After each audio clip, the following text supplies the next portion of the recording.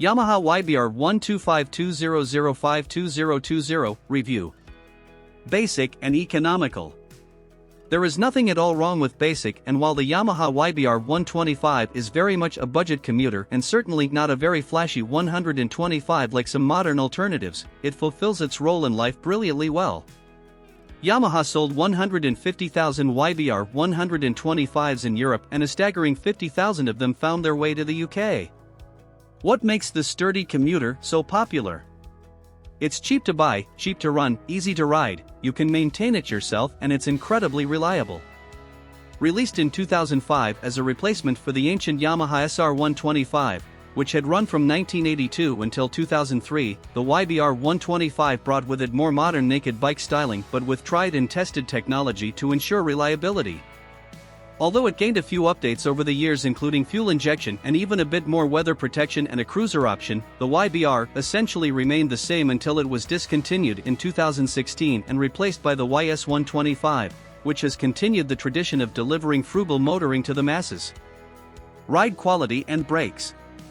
The YBR isn't a bike designed to destroy bends, and with its twin shocks, which have preload adjustment and spindly forks, not to mention its narrow 18-inch wheels, the Yamaha isn't a brilliant handling bike. But it isn't aimed at being such, and where the YBR excels is in an urban environment.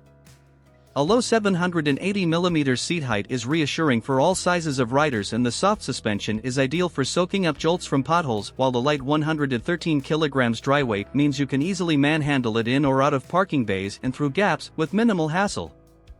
On the go, the seat is fairly comfortable, the bar's quite high, and there is an option of a small nose fairing and even a cruiser-styled YBR, called the Custom and launched in 2008, if you want something a bit different.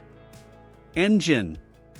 The YBR 125's air-cooled 124 cubic centimeters single overhead cam engine is incredibly basic and only has 2 valves, making it really cheap and easy to service. Not only that, it even has a kick start that sits alongside the electric start should you accidentally let the battery run flat. Reliability and build quality. Yes, the YBR is built to a budget, and yes, it is a bit dowdy, however its build quality isn't horrific. There are a few stories about clutch cables stretching, fuel pumps failing, and the occasional starter motor giving up, but these are all very cheap and easy to rectify, which is key to life with a Yamaha YBR 125. If you are happy to get the spanners out, maybe valve clearances aside, everything is really easy to get to and swap if necessary. The only real worry as such is the forks, which if they become pitted, the chrome isn't great, are a bit more costly to get sorted. That said, you can buy a used set for £100 or brand new tubes for just £30, so even this is no major drama. When you are talking reliability, it seems the YBR 125 very seldom lets owners down, and most start on the button, or kick if the battery is flat, every time. Value versus rivals. If you are happy to put a bit of effort in, be that keeping it clean or some home DIY, there is no reason why running a YBR should cost much at all.